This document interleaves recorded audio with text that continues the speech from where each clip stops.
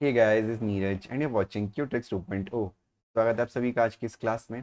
तो आज है डे 4 यूकेपीएससी प्रवक्ता की मैथ्स और रीजनिंग की जो हम इंपॉर्टेंट क्वेश्चन की सीरीज चला रहे हैं, उसका चौथा दिन है आज। यानी कि 3 क्लासेस पहले हो चुकी हैं। यूकेपीएससी प्रवक्ता में स्क्रीनिंग टेस्ट में जितनी भी मैथ्स और जितनी भी रीजनिंग आती है, यानी जनरल एप्टीट्यूड टेस्ट में जितना भी आता है, वो मैं पहले कई बार पढ़ा चुका हूँ। पिछले बार जब पेपर हुआ था उससे पहले भी लगातार लाइव क्लासेस के थ्रू पढ़ाया था, और हाल ही में रेगुलर वीडियोस अपलोड करके भी मैंने उन चीज़ों को पढ़ाया है। पहले आपको बेसिक कंसेप्ट क्लियर करना चाहिए। तो अगर आपको बेसिक कंसेप्ट क्लियर करना है तो नीचे डिस्क्रिप्शन बॉक्स में सबसे ऊपर प्लेलिस्ट का लिंक दिया हुआ है, वहां पे जाके आप डे 1 से पढ़ना शुरू करिए और सारे ही क्लासेस को कवर करिए। ठीक है, सारे क्लासेस को कवर करेंगे तभी जाके आप सीख पाएंगे। तो प्रॉफिट लॉस हो, परसेंटेज हो, टाइम एंड वर्क हो, सारे टॉपिक वहां पे मैंने कवर करवा रखे हैं। लाइव क्लासेस चली थी, उसी के टॉपिक्स हैं, वही वीडियोस हैं। उनको जाके देखो, बार बार पढ़ाने की जरूरत नहीं है। आप उनको करिए तो आपको चीज़ें धीरे धीरे क्लियर होती रहेंगी। यहाँ पे मैं केवल इंपॉर्टेंट क्वेश्चंस की सीरीज करा रहा हूँ, जिसमें मैं बहुत सारे इंपॉर्टेंट क्वेश्चंस ले रहा हूँ मैथ्स के, रीजनिंग के। फिलहाल मैथ्स के ले रहा हूँ, बहुत ही जल्दी मैथ्स और रीजनिंग सभी क्वेश्चंस आपको मिलने लगेंगे। तो होपफुली ये वीडियोस आपको अच्छी लग रही होंगी। अगर अच्छी लग रही हैं तो लाइक बटन और सब्सक्राइब बटन पर क्लिक करना बिल्कुल ना भूलें, और वीडियो को शेयर ज़रूर करें अपने दोस्तों के साथ ग्रुप्स में, जहाँ जहाँ पे आप ग्रुप में ऐड हैं। क्योंकि जो टीचिंग स्टूडेंट्स होते हैं, टीचिंग एस्पिरेंट्स होते हैं, उनके ग्रुप्स बहुत ज़्यादा हैं, उनके लिंक्स बहुत ज़्यादा होते हैं। तो आप लोगों से रिक्वेस्ट है कि ग्रुप्स में शेयर ज़रूर करें। तो चलिए बहुत ज़्यादा देर न करते हुए शुरू करते हैं आज की क्लास को। तो आज की क्लास का जो पहला क्वेश्चन हमारा है वो है, रामपुर गांव की जनसंख्या 625 है। यदि प्रति वर्ष जनसंख्या में 4% की वृद्धि अपेक्षित है तो दूसरे वर्ष के अंत में अपेक्षित जनसंख्या ज्ञात करिए। देखो बहुत आसान सा क्वेश्चन है, 625 एक लॉजिकल बात नहीं है, लेकिन सिर्फ हमें क्वेश्चन करना है तो इसीलिए इसको इस तरीके से लिखा हुआ है। ठीक है, देखिए दो तरह के क्वेश्चन आ सकते हैं। पहला कि अभी की जनसंख्या आपको दे रखी है और 2 वर्ष बाद की आपको निकालनी है, या 2 वर्ष अभी की आपको दे रखी है और 2 वर्ष पहले की आपको निकालनी है। मतलब दो तरीके से क्वेश्चन पूछ सकते हैं, 2 वर्ष बाद की या 2 वर्ष पहले की। ठीक है, इस तरीके से आपसे पूछ सकता है वो। तो कैसे करना है यहाँ पे, क्योंकि 2 वर्ष बाद की पूछी गई है तो वो निकालना आसान है। इसी क्वेश्चन के साथ मैं 2 वर्ष पहले की भी आपको निकालना बता दूंगा। ठीक है, देखिए अगर the Rampur village has a population of 625, if a 4% increase in population is expected every year, then find the required number at the end of the second year। बहुत आसान सा क्वेश्चन है, कुछ नहीं करना। 2 साल बाद की पूछी गई है, ऐसा समझ लो कि ये 2023 चल रहा है, तो 2024 और 2025। ठीक है, तो 2023 में जो जनसंख्या है वो 625 है, और हमको 2025 की जनसंख्या निकालनी है। ध्यान रखिएगा कि यहाँ से यहाँ पे 4% का इंक्रीमेंट हो रहा है, तो यहाँ से यहाँ 4% का इंक्रीमेंट, फिर यहाँ से यहाँ 4% का इंक्रीमेंट हो रहा है। ठीक है, तो 4% का इंक्रीमेंट अगर हो रहा है तो हमें क्या करना है, सिंपल सी बात, 625 इंटू 4% का इंक्रीमेंट का मतलब 104 अपॉन 100, फिर दोबारा से 4% इंक्रीमेंट का मतलब 104 अपॉन 100। सिंपल इतना कर देना है। ठीक है, अब हम इसको क्या कर सकते हैं, 25 से कट कर सकते हैं, तो ये हो जाएगा 25 फोर ज़ा। ठीक है, और 25 25 ज़ा, फिर 25 फोर ज़ा, फिर 4 से कट जाएगा, 4 2 ज़ा 8, 4 6 ज़ा 24, फिर 4 से कट जाएगा, 4 2 ज़ा 8, 4 6 ज़ा 24, 26 इंटू 26 यानी 26 का स्क्वायर, और 26 का स्क्वायर जो होता है वो होता है 676। यानी 2 साल बाद जो उस जगह की पॉपुलेशन हो जाएगी वो हो जाएगी 676।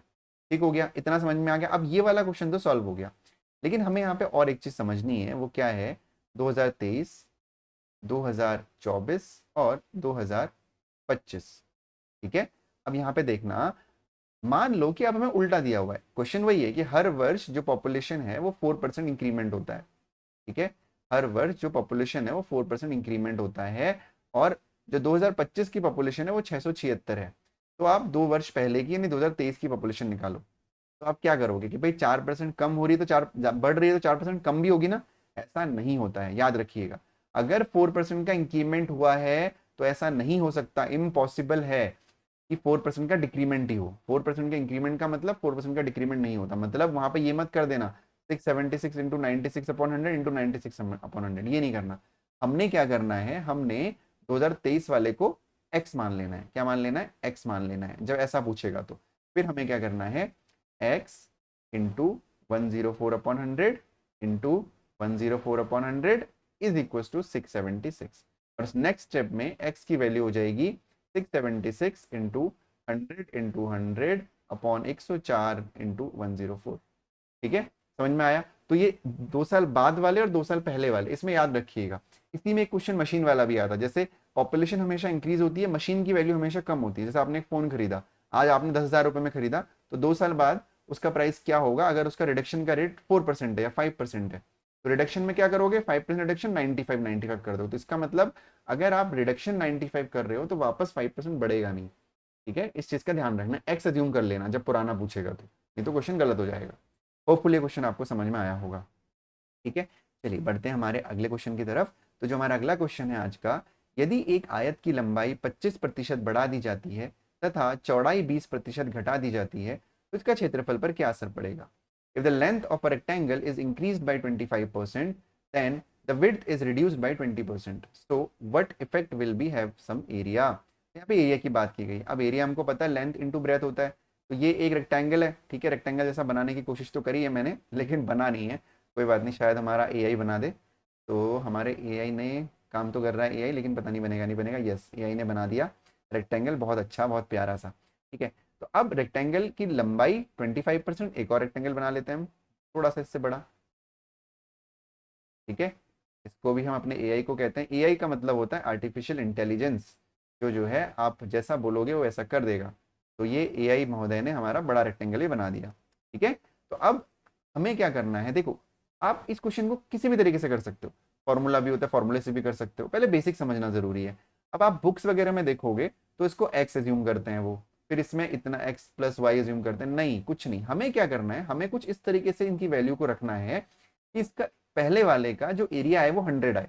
मतलब पहले वाले का एरिया हमें 100 चाहिए। ठीक है, तभी तो हम दूसरे से कंपैरिजन हमारे लिए आसान होगा। परसेंटेज में कंपैरिजन करने के लिए जो बेस वैल्यू है उसको हमेशा 100% मानोगे, 100 मानोगे, तो आपका कंपैरिजन आसान हो जाएगा। अदरवाइज अगर यहाँ पे कोई दूसरी वैल्यू आ गई तो फिर माइनस करो, फिर उसका फॉर्मूले पे रखो, बहुत झमेला है। तो कोशिश करनी है कि यहाँ पे 100 करते हैं। तो 100 करने के लिए आप कुछ भी कर सकते हो, 25 और इसको 4 रख सकते हो, है ना। अब 10 नहीं रख सकते, 10 कब रखते हैं, जब ये स्क्वायर होता है, बट ये तो रेक्टेंगल है। तो या तो 25 और 4 रख सकते हैं, है ना, 25 चक्को 100 होता है। या 20 और 5 रख लेते हैं, सिंपल, 20 रख लिया लेंथ और ये रख लिया 5। तो अब क्या करना है, लंबाई को 25% बढ़ाना है, यानी जो लेंथ है वो 25% इंक्रीज हो गई। अब 20 में 125% बढ़ाओगे, यानी 20 में 25% बढ़ाने का क्या मतलब है, 20 इंटू 125 अपॉन 100। तो ये हो जाएगा 25 ज़ा और 5 2 ज़ा 10 और 5 5 ज़ा 25। तो यानी 20 का ये लेंथ कितनी हो गई, अब 25 हो गई। यानी 20 पे अगर 25% बढ़ा देंगे वैल्यू तो 25 आ जाएगी। सिमिलरली चौड़ाई को 20% घटा देना, ये मैंने बड़ा बना दिया, एक्चुअली कम बनाना चाहिए था। तो 20% चौड़ाई घटा देनी है, यानी 5 इंटू 80 अपॉन 100, यानी 5 दूनी 10, 0 20 को 80, 24 ज़ा 80, यानी विड्थ कितनी हो गई 4। चलो फिगर पे ध्यान मत दो। तो अब ये 20 और 5 ये हो गया 100, और ये 25 हो गए, 4 हो गए, 25 4 ज़ा 100। तो भाई पहले भी जो एरिया था वो 100 था और अब भी जो एरिया है वो 100 है। तो यानी कोई भी चेंज हमारा नहीं होगा। अगर हम 25% बढ़ा दें और 20% घटा दें तो हमारे एरिया में कोई परिवर्तन नहीं आएगा। समझ में आया क्वेश्चन? तो बिल्कुल अच्छा, ऐसा नहीं है कि मैंने 20 और 5 लिया तो तभी होगा। आप यहाँ पे कोई और वैल्यू लेके भी चेक कर सकते हो। वीडियो को पॉज करो और यहाँ पे 25 और 4 लेके देखो, तब भी आपका आंसर सेम आएगा। ठीक है, एक्चुअली अगर 25 और 4 लोगे ना तो ये वैल्यू पॉइंट में आ जाएगी, लेकिन आंसर आपका सेम आएगा। ठीक है, 100 ही आएगा, करके देख लेना आप। ठीक, क्लियर है इतना? चलो जी, बढ़ते हैं आज के अगले क्वेश्चन की तरफ। तो जो हमारा आज का अगला क्वेश्चन है वो हमसे क्या कह रहा है, देखते हैं। तो आज का अगला क्वेश्चन हमसे कह रहा है, एक व्यक्ति दो वस्तुओं को एक ही दाम पर बेचता है। एक पर उसे 20% का लाभ होता है और दूसरे पर उसको 20% की हानि होती है। तो पूरे पर कितना लाभ और कितना प्रतिशत नुकसान हुआ? ठीक है, एक व्यक्ति दो वस्तुओं को एक ही दाम पर बेचता है, यानी एक व्यक्ति ने दो वस्तुओं को एक ही दाम पर बेच दिया। ठीक है, एक पर उसको 20% का प्रॉफिट हुआ और दूसरे को 20% पे लॉस हुआ। तो उसको कितना, ओवरऑल कितना? देखो कहने का मतलब क्या, एक व्यक्ति ने दो चीजें खरीदी, ठीक है, दो चीजें खरीदी, दो वस्तुओं को एक ही दाम पर बेचा, सॉरी एक ही दाम पे बेचा उसने। एक का कॉस्ट प्राइस कुछ रहा होगा, हमको नहीं पता, दूसरे का कॉस्ट प्राइस कुछ रहा होगा, हमें नहीं पता। जब आपसे क्वेश्चन में ऐसा कहा जाए कि दो चीजों को सेम रेट पे बेचा जाता है, ध्यान से सुनिएगा मेरी बात, जब दो चीजों को सेम रेट पे बेचा जाता है, यानी SP1 की वैल्यू SP2 के इक्वल होती है, और एक में x% प्रॉफिट और दूसरे में x% का ही लॉस हो रहा हो। देख रहे हैं ना आप, जैसे 20% ही है यहाँ पे भी और यहाँ पे भी 20% है। तो इस केस में आप सिंपल एक फॉर्मूला लगा दोगे, जो फॉर्मूला मैं कई बार पढ़ा चुका हूँ, प्लस